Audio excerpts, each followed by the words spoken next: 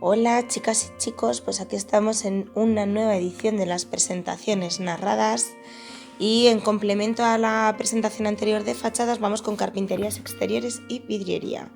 Como os dije, iban en conjunto porque normalmente todas las fachadas disponen de huecos y estos huecos se deben rellenar con un sistema de carpintería y de vidriería para que nos deje pasar la luz, y son los elementos que nos permiten pues tanto que pase la luz como la ventilación natural de los edificios, muy importante. De ahí que no me gusten tanto los muros cortina, porque nos permiten poner huecos pero limitan muchísimo esa ventilación natural tan necesaria, y más en estos días, ¿verdad? Bueno, seguimos en esta parte de envolvente del edificio y vamos a ver todos los elementos, todas las partes que ya conocéis, que estáis acostumbrados a ver en las presentaciones. Lo he dividido esta parte de definiciones en carpinterías exteriores, vidriería y cerrajería, que también he incluido en la presentación. Entonces, empezamos con las puertas, que son no tanto las puertas de entrada a las viviendas, sino como las puertas que dan acceso a tendederos, a terrazas, a patios, etc. Tenemos las ventanas, que todos conocéis, de diferentes tamaños y tipos, que luego veremos en alguna diapositiva. Las persianas, que no tienen por qué llevarlas todas las ventanas, aunque aquí en España sí que es recomendable. Sabéis que en otros sitios de Europa, sobre todo si habéis viajado, esto de la persiana no se estila y aquí es fundamental básicamente. Y los fraileros, que como su propio nombre indica, estaban sobre todo, son una especie de elementos rígidos que se colocan hacia afuera, en la parte exterior, que sobre todo se colocaban en los conventos porque y en los monasterios necesitaban mucha reclusión interior, y entonces lo que hacían, como no había persianas en esa época, era poner fraileros, es decir, esos elementos rígidos de madera por fuera que se abren y se cierran. Los que estamos en Aranjuez, los fraileros son esos elementos de madera que en lugar de hacia el exterior lo tenemos hacia el interior y que nos impiden que pase la luz y que yo abro cada vez que entro en clase, ¿verdad? Bien, vierteaguas, ¿vale? Es la parte del alféizar, de la ventana, una palabra preciosa, es esta parte que está debajo de la ventana, y os enseñé en las fotos de la presentación anterior algunas características de estos vierteaguas que veremos complementadas con los detalles constructivos, y fijaos que os le he puesto aquí para que no se os olvide solapar al menos 5 centímetros en horizontal con el cerramiento, ¿de acuerdo? Las albardillas, que son primas hermanas de los vierteaguas y que lo que hacen es cubrir la coronación de los petos de cubierta y también de los muros exteriores, es decir, en vuestros muros del proyecto exteriores tendréis que colocar albardillas. Muchas veces, y veréis en infinidad de sitios, que no cubren la coronación de los muros exteriores de hormigón con albardilla, y entonces tenemos un montón de patologías por humedad. Entonces mi consejo es siempre colocar albardillas. Y dentro de la familia de carpinterías exteriores podríamos tener, aunque en realidad es un tipo de fachada, los muros cortina, que son estas fachadas acristaladas que se pusieron muy de moda y que bueno, depende del lugar donde nos encontramos, son útiles o no. Y sus primos hermanos, los lucernarios, que es una especie de muro cortina pero situado en las cubiertas, ¿de acuerdo? Continuamos, y dentro de vidriería, cuando hagáis los capítulos de vidriería siempre tenéis que tener en cuenta que además de los vidrios que no cristal, si investigáis la diferencia entre vidrio y cristal me lo contáis, que me resultará muy interesante que lo sepáis. Y aparte de los vidrios, que son muy importantes porque son los que nos van a permitir lograr gran aislamiento térmico y acústico dentro de los edificios, tenemos los espejos, aunque penséis que no son elementos de vidriería, y las mamparas o cabinas. Hay muchas veces que, sobre todo en oficinas, yo he hecho en edificios administrativos, utilizamos mamparas para separar unas estancias de otras y que se vean. Y como cerrajería tendríamos las barandillas que colocamos en escaleras y en terrazas, balcones, etc. Las tapas de registro, que las podemos utilizar para falsos techos, matinillos de instalaciones. Os enseñaba ayer fotos también, bueno, estos serían más bien rejillas de ventilación, que os enseñaba en la fachada cómo estaban los precercos y que luego iban a ir. y rejas, vallas y cancelas de todo tipo que os podáis imaginar. Y estas partes son las que yo os comentaba en la presentación de fachadas, que eran como los recibidos, ¿verdad? ¿Os acordáis que os decía? Recibidos es cuando colocamos este tipo de cosas. Pues todo esto va recibido. Solamente una pequeña matización importante, y es que en el CTE, esto que os pongo aquí, tiene unas limitaciones que quiero que investiguéis y conozcáis para poder justificarlo en vuestros proyectos. ¿De acuerdo? En cuanto a la terminología, empleo la misma diapositiva, bueno, muy similar a la que os enseñé para las fachadas. Y en este caso lo que me interesa que conozcáis es el dintel, que es la parte superior, es decir, donde colocamos, ¿os acordáis? El cargadero, ese elemento que tenía que solapar 1/10 de la luz a cada lado. Las jambas, que sucede lo mismo que con los paramentos, que es esa parte vertical lateral. El alféizar o peana, que es esta parte donde nos apoyamos, por así decirlo. Y el antepecho, que es la parte inferior, esto de aquí, de la ventana. Bueno, pues estas serían las partes de una ventana, en las cuales, de una carpintería, en las cuales igual tenemos muchas que se repiten, pero aparecen otras nuevas. Me interesa mucho que conozcáis el concepto del cerco, ¿vale? El cerco es el elemento... Perdón, que se me ha ido. Estaba yo ya tardando, en que se me fuera. Vale, el cerco es el elemento perimetral de las carpinterías, y es diferente al precerco y diferente a la hoja, ¿vale? El precerco es el elemento que recibimos en el trasdosado y que se pone al principio de la obra, y las carpinterías no se ponen hasta el final, y después cerco y hoja van en conjunto, ¿de acuerdo? El cerco es la parte que se queda fija cuando abrimos la ventana, por así decirlo, y la hoja es la parte que abrimos, ¿de acuerdo? Serían estas dos de aquí, serían las hojas. Como tipos de carpinterías principales tenemos las de aluminio, las de PVC y las de madera. Importante que las de aluminio contemplen la rotura de puente térmico. Es decir, tenemos carpinterías de aluminio que son sin rotura de puente térmico, sobre todo las más antiguas, y nosotros en nuestras presentaciones, en nuestros proyectos y en todo lo que diseñemos, tenemos que asegurarnos que tanto la de aluminio como la de madera disponen de sistema de rotura de puente térmico, ¿vale? Las de PVC, como son más modernas por definición, ya vienen con este sistema y no existen carpinterías de PVC con rotura de puente térmico. O sea, existen todas las carpinterías de PVC tienen rotura de puente térmico, perdón. ¿Cuál es la mejor? Pues no sabría decir. A ver, las de aluminio me gustan porque no es plástico, y es que ya sabéis que yo rehuyo un poquito el plástico, y tienen perfiles muy buenos, pero los perfiles muy buenos de aluminio son muy caros también, ¿de acuerdo? Las de PVC las he tenido y me han funcionado estupendamente, pero por ejemplo tienen una menor tensión superficial, con lo cual si llega y la arañas por cualquier motivo se te va a quedar la marca. Pero a nivel acústico y a nivel estanco, a mí me han funcionado muy bien cuando las he tenido en casa. Y luego las de madera, si tienen la rotura de puente térmico, pues dan un nivel de confort mayor y pueden ser perfectamente estancas siempre y cuando dispongan de estos elementos que os señalo aquí, que son los junquillos, y estén bien colocados, ¿vale? Hay dos tipos de vidrio, los vidrios laminares o laminados y los vidrios templados, y nosotros siempre en las construcciones vamos a poner estos, el vidrio laminar. ¿Queréis saber por qué ponemos laminar y no templado? Buscad las diferencias y me las contáis. Yo, como siempre, poniendo deberes. Muy bien, os dije que tenía una diapositiva con los tipos de ventanas y aquí está. Bien, esta, no tengo puesta la fuente, pero no es mía, esta diapositiva. Es del que fue mi profe de construcción 2 en la escuela de aparejadores.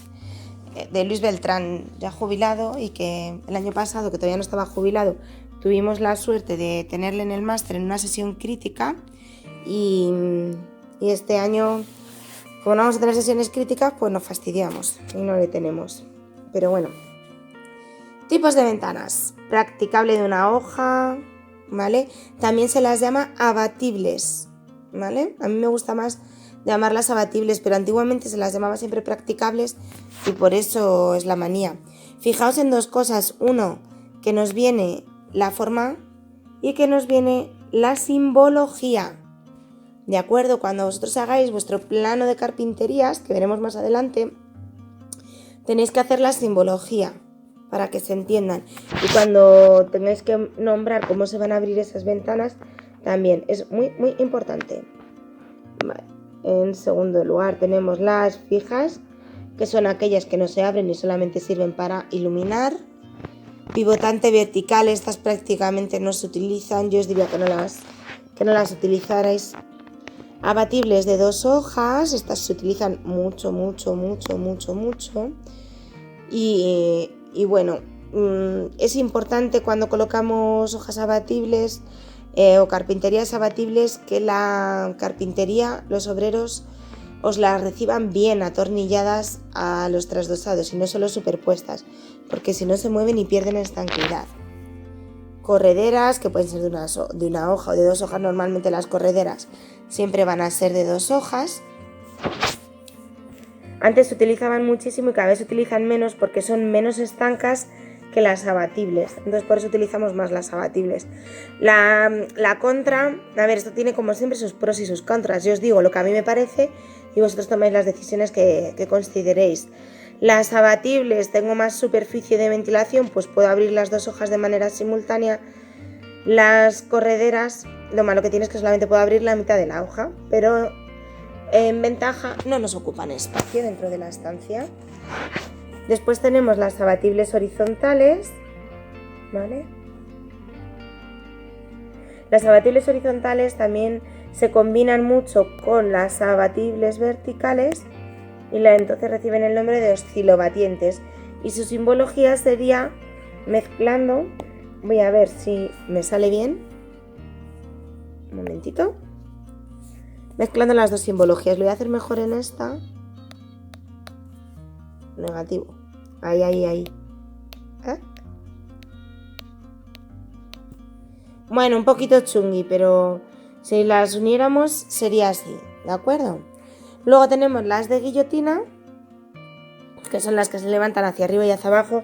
Me aseguró el otro día un carpintero amigo mío que ya son muy seguras, ¿vale? Y que ya están mucho mejor hechas y no hay problema en ponerlas. Y luego las basculantes, que yo sobre todo las he visto pues en garajes y cosas así. Bueno, vuestro amigo el CTE, lo que nos dice el CTE es la ventilación mínima que tiene que tener una vivienda en cuanto a metros cuadrados y que tenemos que asegurar la máxima iluminación. También una cosa súper importante que viene en el SUA, que es con respecto a la altura de las ventanas y a los vidrios de seguridad. Por favor, investigad y me contéis, porque en vuestros proyectos me lo vais a tener que contar. Como medios auxiliares fundamentales tenemos los andamios, recordad siempre de aluminio, y las ventosas para colocar los vidrios. Bueno, también tenemos la taladradora para los tornillos y tal, pero bueno, fundamentalmente estos. Vamos a pasar a los detalles constructivos. Estos detalles constructivos son básicos, os grabaré vídeos dibujando, al final voy a dibujar a mano porque me va a resultar más cómodo, pero bueno, estos nos valen para que nos hagamos una idea. Este es el detalle con carpintería de madera. Aspectos importantes que quiero que conozcáis son que este es el precerco. No quiere. Ahora sí. Este es el precerco y que el precerco en las carpinterías de madera sea tornilla. Estos son 2 tornillos cruzados, ¿vale?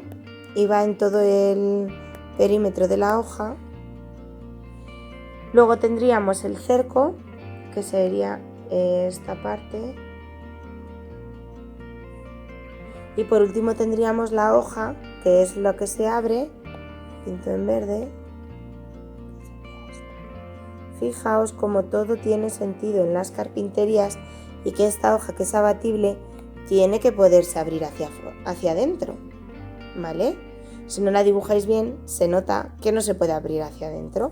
Sucede igual en planta. Esta es la planta, esta es la sección, que esta se abre hacia dentro. Y aquí tenemos unos elementos que voy a colorear en azul, este y este, que es lo que denominamos tapajuntas, ¿vale? Y que lo que sirven es para embellecer. Las carpinterías de aluminio son similares, depende de la escala a la que hagáis los detalles constructivos, pues me vais a especificar más o menos todos los agujeritos que tienen las carpinterías, porque fijaos en el detalle, tanto la de aluminio,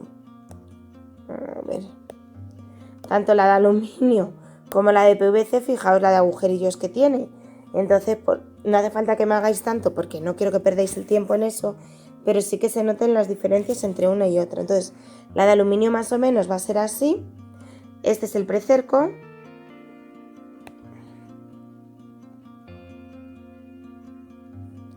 Y los precercos también son de aluminio. Por favor, no recibáis los cercos con cemento, porque el cemento y el aluminio crean paragalvánico y el cemento se come el aluminio, con lo cual hasta luego. Siempre vamos a recibir los precercos de aluminio o cualquier elemento de aluminio con pasta de yeso y mortero. Tampoco utilicéis masilla de poliuretano porque os conté que el poliuretano se degrada, no es fotorresistente y entonces nos puede generar problemas. Yo siempre lo que mejor funciona para precercos de aluminio, aunque sea muy rudimentario, es cayola y esparto, ¿de acuerdo? Bien, más cosas interesantes que quiero que conozcáis y que me interesan mucho. Lo primero, la pendiente del vierteaguas. Esta pendiente viene definida en código técnico, viene en grados y yo os la voy a dar en porcentaje. Un 17%, por favor, para asegurarnos que el agua no se nos va a quedar estancada y va a evacuar. Segunda cosa importante, goterón, ¿vale? Siempre necesitamos goterón. ¿Os acordáis que os contaba cosas del agua de escorrentía? Y es que si a mí me llueve así y viene el agua por aquí y se escurre, si yo tengo un goterón bien hecho, ese agua va a hacer así. Pero si tengo... Cuidado que se me ha ido. Pero si tengo un goterón mal hecho, un momento, que le voy a hacer la forma buena.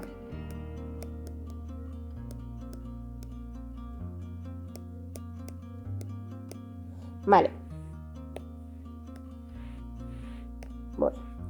Pero si tengo el goterón bien hecho, el agua va a hacer así, ¿verdad?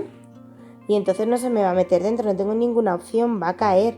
Si yo no tengo goterón, tengo muchas opciones, o lo tengo muy justo, de que el agua se meta por el interior y no queremos, ¿de acuerdo?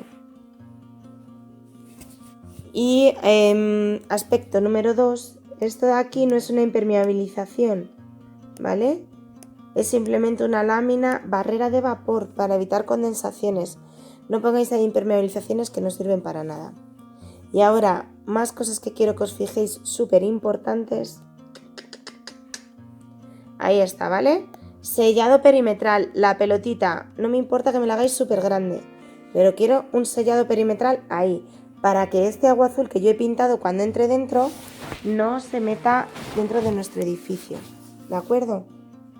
Por favor, súper importante el sellado perimetral, que como veis también tenéis aquí y aquí. Como tenéis que grabar vuestros vídeos de carpinterías, fijaos muy bien en todas estas cosas, en esos sellados que os marco, en este elemento que es un tapajuntas, ¿vale? En el vierteaguas, por favor, contadme si los vierteaguas de vuestras casas muerden o no muerden la carpintería. Si muerden, ok. Si no muerden, mal. Y hay patologías en el futuro, ¿vale?